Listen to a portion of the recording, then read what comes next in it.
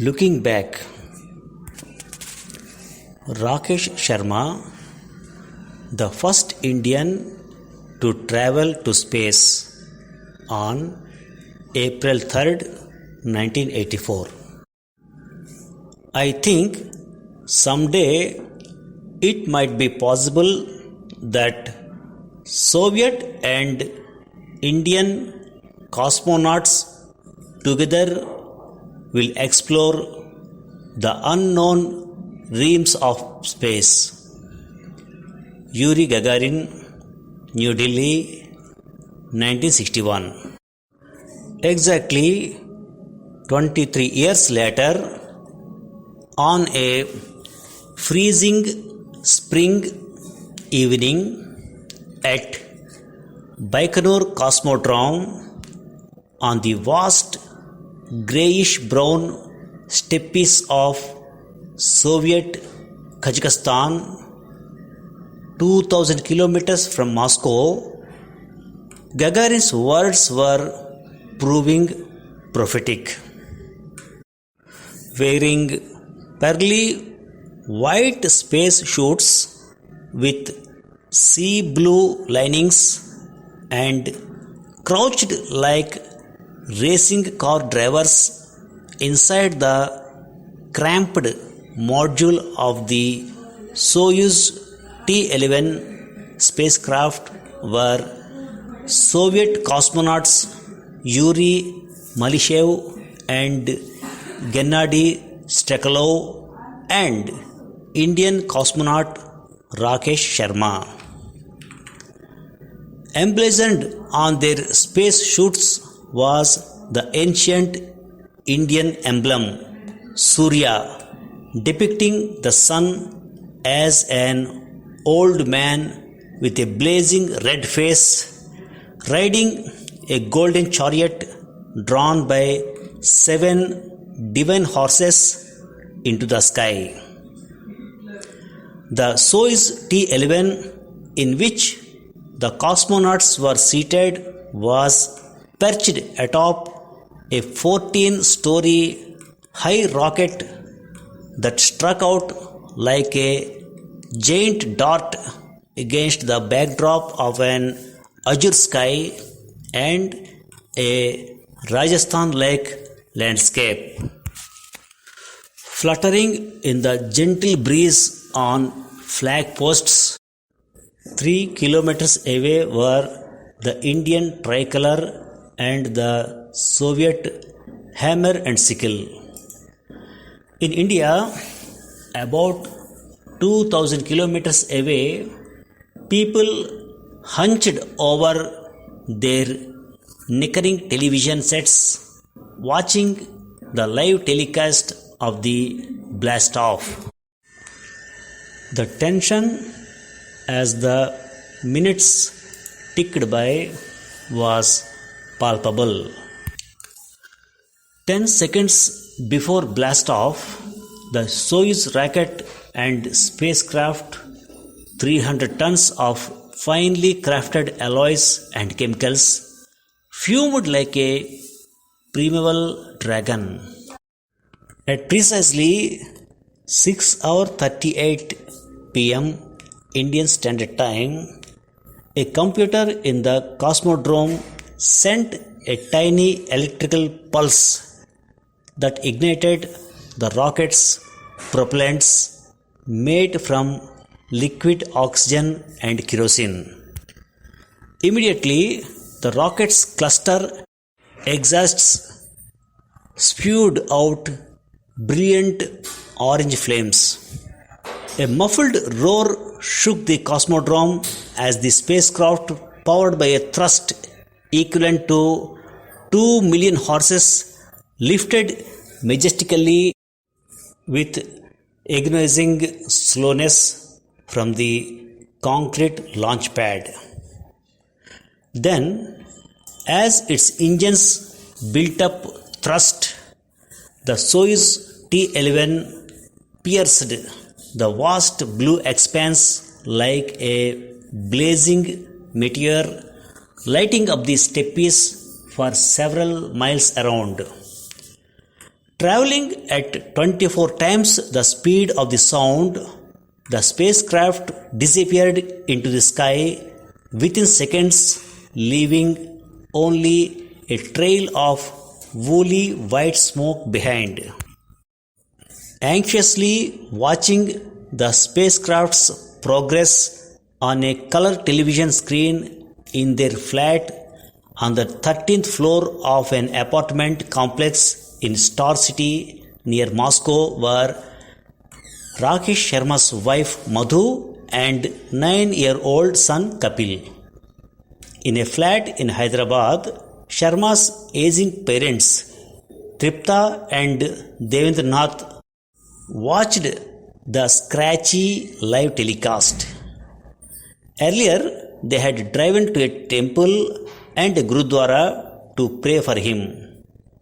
In the Cosmodrome, standby cosmonaut Ravish Malhotra and a galaxy of Indian and Soviet invitees watched as the spacecraft vanished into the firmament and was soon reduced to a glowing dot moving rapidly on the computer console. Inside the spacecraft, Sharma felt a huge unseen force squashing his body against the seat. He was experiencing gravity's immense downward pull. His pulse rate moved from 72 to 102 within seconds, and every movement was a strain to make. By now, the Soyuz T-11 was gaining height and at an amazing speed of 8.1 km per second. Within 5 minutes, it had climbed to 160 km. Then, exactly 9 minutes after blast off, at a height of 200 km above the Earth, the spacecraft was injected into space. And Sharma felt a great load on his chest disappear. Free from the clutches of Earth's gravity, he had become India's first man in space. As the crew slept, the Soyuz T-11 chased its target for 16 hours, closing on it steadily. At 400 meters, the two spacecrafts locked onto each other by invisible radio beams. From then on, the entire docking process was automatic, proceeding like a page out of a textbook.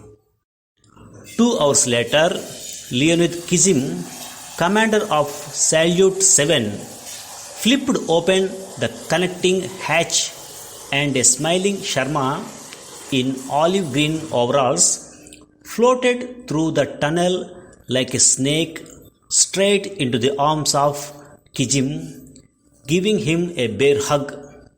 Kizim said, "Welcome home. We have been waiting for you." Sharma's space home turned out to be a marvel of Soviet space technology.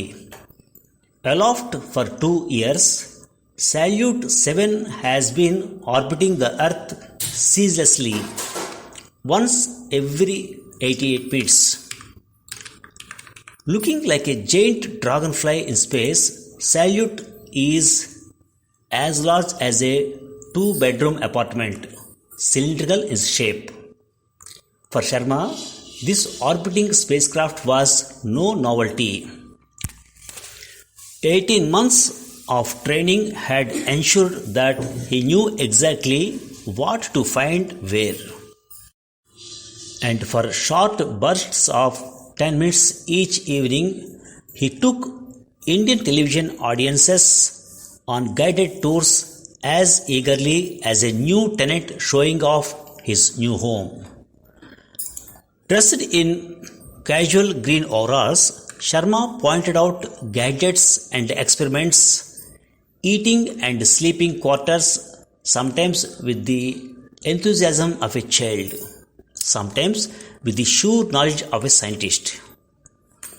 Pointing to things floating weightlessly about the cosmonauts, Sharma at one point joked, "If you don't keep things tied down with straps, they just fly, and finally we locate them stuck in the exhaust fan half an hour later." To illustrate his point, Sharma asked Kijim to pass him a camera, which Kijim just pushed towards him, and it floated gently into Sharma's hands. The space laboratory was divided into 5 modules. The key module is the work compartment, where the cosmonauts not only handle all the major experiments but also sleep and eat. It has a table, a shower, toilet, and sleeping berths fixed to the walls. Food is eaten in the form of paste, and for the first time, Russians ate Indian food in space brought by Sharma, specially prepared by the Defense Food Research Laboratory in Mysore. These included such as dishes as vegetable pulao, aloo sabji, halwa. But all these were made into small rolls and wrapped in cellophane paper, because on board it is impossible to set a table, as the lack of gravity sends everything including water flying around. Sharma's week-long space flight was no picnic. Except for 9 hours of sleep each night, his schedule was crammed with experiments. Sharma's day in space began in a most down-to-earth manner, with the persistent ringing of an alarm clock precisely 9 hours after he and his fellow cosmonauts went to sleep, strapped to hammocks to prevent them from floating around inside the spacecraft. Said one, "We always keep extra time in reserve for rest, because after a late night a crew often oversleeps." Upon waking up, the cosmonauts had almost an hour to fresh up and breakfast. In space, 4 meals a day were a routine carefully calculated to provide 3,200 calories a day, and cosmonauts heated their food on electric stoves. Then, squatting like a Himalayan rishi with Velcro zippers fastened him to the spacecraft to prevent him from levitating involuntarily, Sharma did yoga exercises for 10 minutes every day to test their efficacy to keeping fit in space. The Soviets stuck to their cycling exercise on a fixed peddler. Yoga was done to see whether it could overcome the adverse effects of weakening muscles caused by weightlessness in space, and Indian scientists on ground were encouraged by the preliminary results. Then, for almost 2 hours each day, Sharma had electrodes fitted onto his chest, neck, and thighs to investigate the impact of zero gravity on the functioning of his heart. On ground, gravitational pull automatically lets more blood flow into the body from chest downwards and less to the head. But without the force of gravity, blood has a tendency to rush to the head, and this has to be prevented by using pneumatic cuffs strapped to the wrists and thighs that draw the blood downwards. Weightlessness also affects the vestibular system, which governs the body's senses of balance. Without gravity, the body is unable to distinguish which is the floor and the roof, leading to disorientation, a common problem faced by most cosmonauts, said Sharma plaintively. Very often, I cannot make out the walls or what has been designated as the walls from the roof. In a disorientation state, the eyeballs move rapidly and several tests are being done to see how badly these were affected.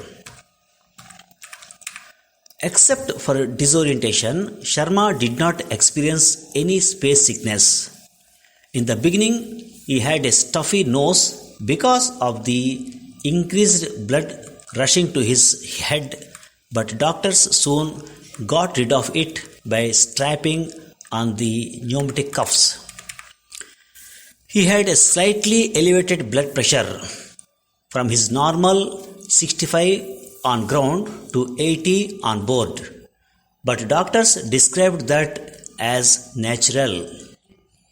Sharma reported that he was eating a lot, a good sign of health in space, and wolfed his way through 103 Soviet food items on board. With all the other crew members keeping good health, heart specialist Dr. Oleg Atkov, the doctor on the spaceship, complained, "I have no patience." When Sharma was not exercising, he was busy photographing India on 4 of the 9 times the spacecraft passed over the country.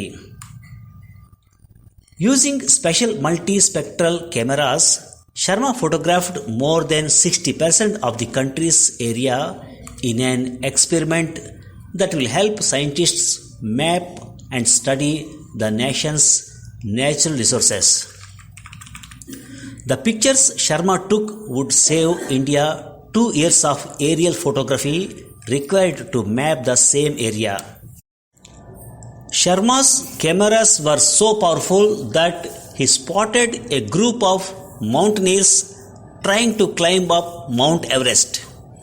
He also sighted a huge forest fire in central Burma covering more than 30 square kilometers and reported it to Mission Control Center.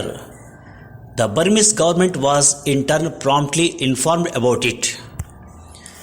On one of his passes over India, Sharma said ecstatically, "As we moved from south to north, the blue of the ocean merged with the green of the plains and the view turned brown over central India and into a glorious beauty over the ice caps of the Himalayas."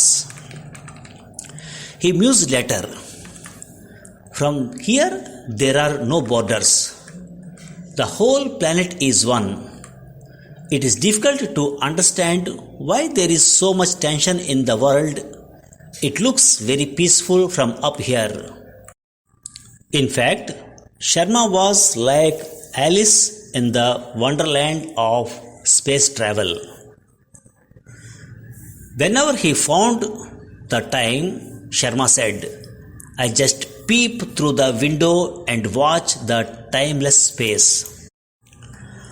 Little later, he said a trifle disappointedly, "It is not twinkle twinkle little star from up here. That is because there is no atmosphere up in space to refract the light coming from distant stars, which is what gives them the twinkle." The only snag on the mission was a malfunctioning furnace, which the cosmonauts rectified only to find to their dismay that it was not working again. But for this snag, everything went on an almost clockwise fashion. Sharma impressed his Soviet colleagues by his dedication, and Salute Commander Kijim acknowledged, "Sharma has shown a very high standard of professionalism and he is a very fine human being." Sharma's touchdown in the marshlands of Arkalik, about 600 kilometers from Baikonur Cosmodrome, was another example of Soviet mastery over space technology. At 10 a.m. on April 11, Sharma and his two Soviet colleagues bid an emotional goodbye to the Salyut crew, saying simply, "So long till we meet soon on Earth." As is the practice, they left the Soyuz T-11 behind for the laboratory crew to return and got into the T-10 module docked to the other end.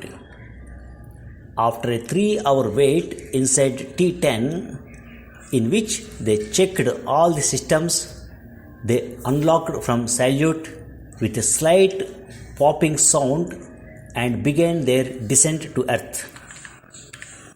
Like T-11, the Soyuz T-10 had 3 modules: the orbital compartment, the service section, and the descent module in which the cosmonauts sat. To make the spacecraft lighter after 2 hours, the orbital module was ejected in space, and a little later the service module. Both these modules were burnt up as they re-entered the Earth's atmosphere. The descent module had a special heat shield that prevented it from being burnt by temperature as high as 2500 degrees centigrade when it re-entered the Earth's atmosphere.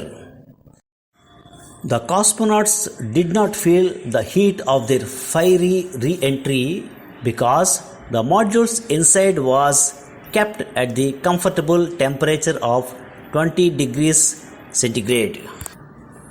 As it descended, the retro rockets fitted on the module slowed its speed from 7.7 km per second to around 1.15 km per second, but it was still traveling faster than a jet aircraft.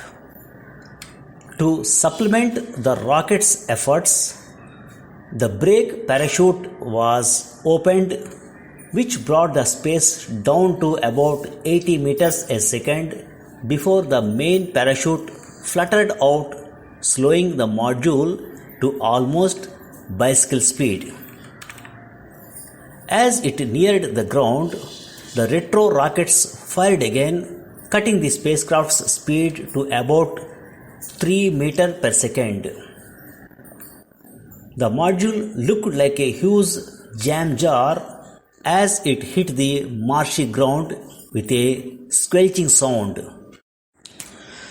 Before being flown to Baikonur for a medical checkup, Sharma said, "It is great to be back. Our re-entry was tough but comfortable."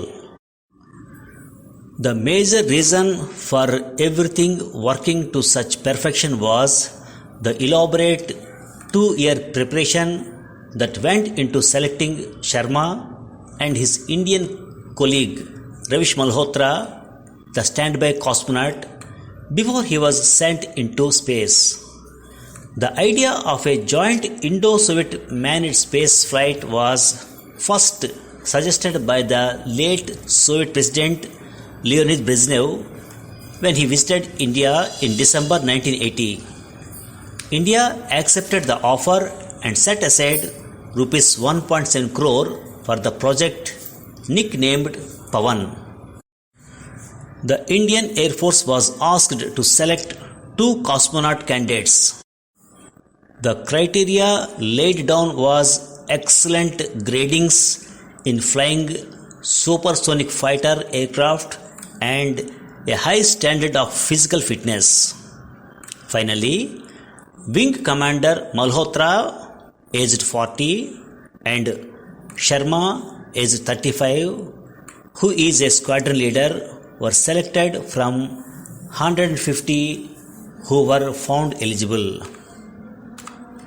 Malhotra was born in Lahore and finished his studies in Calcutta.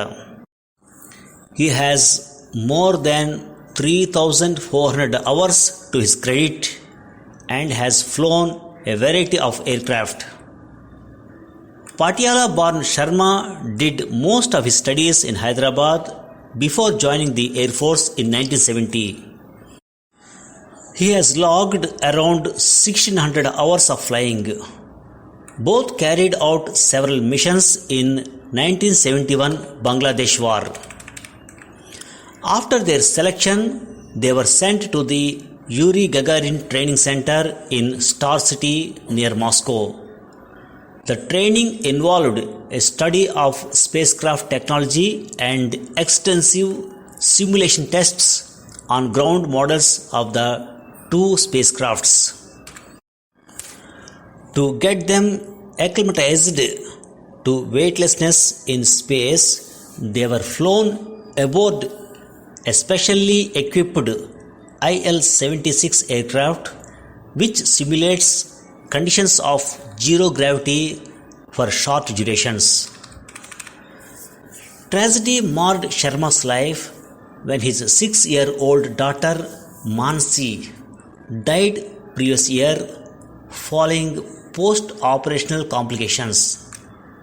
But Sharma has withered the loss well.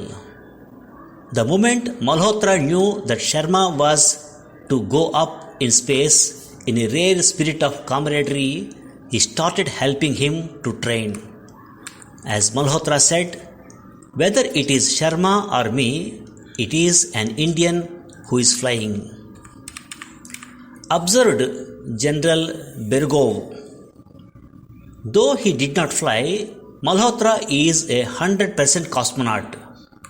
If the Indian government honors the space hero with a medal, both must get it. The day they left Star City, the cosmonauts went to Gagarin's study and signed a diary, a ritual before every manned mission. Sharma and Malhotra went through another Indian ritual as their wives put tilak on their forehead before waving them off to Baikonur for the launch on April 3. 2.5 hours before liftoff, Sharma, whose name was finalized only the previous day, and his two Russian colleagues, Malishev and Sterikov, emerged from their jump-free enclosure in their snow-white space suits to say goodbye.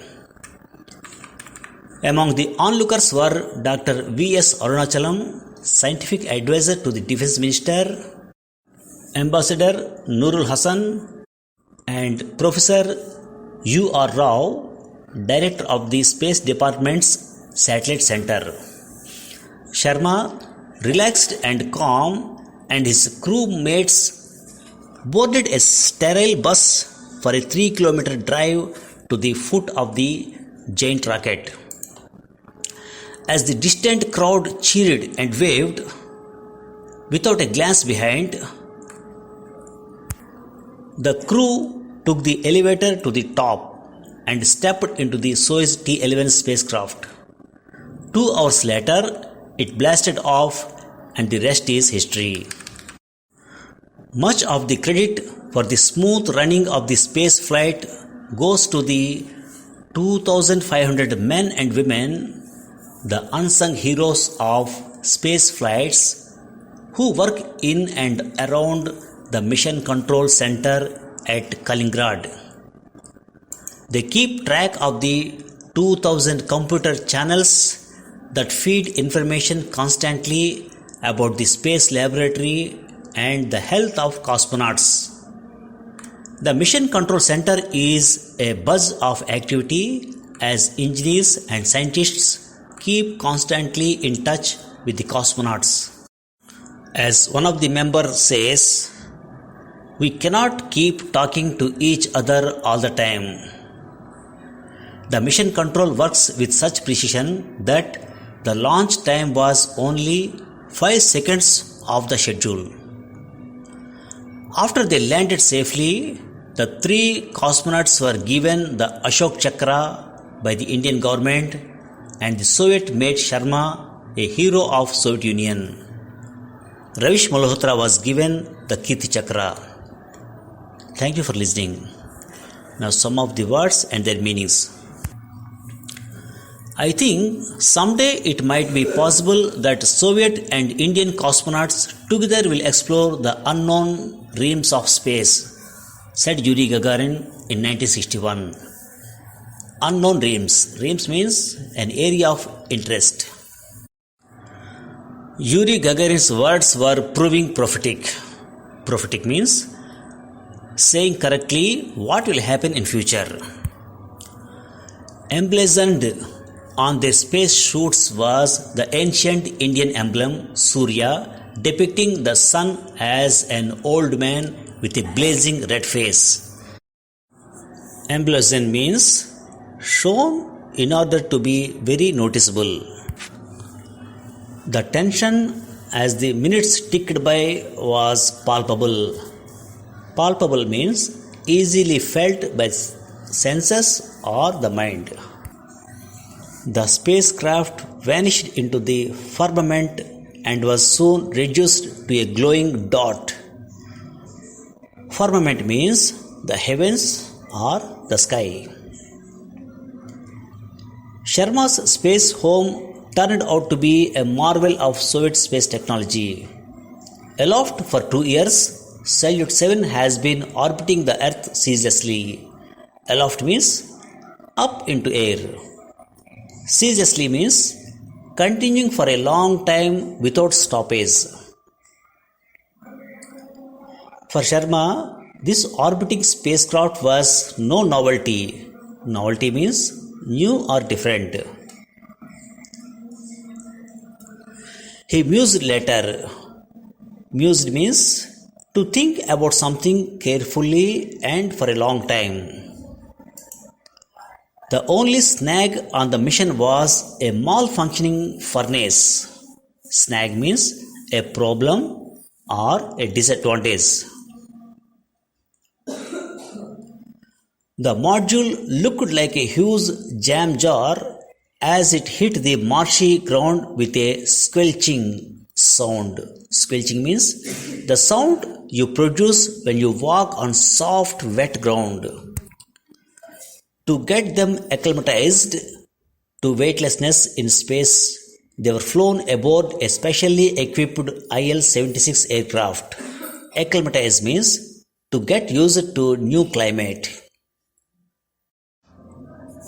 But Sharma has weathered the loss well. Weathered means to come safely through a difficult time or experience. Thank you very much.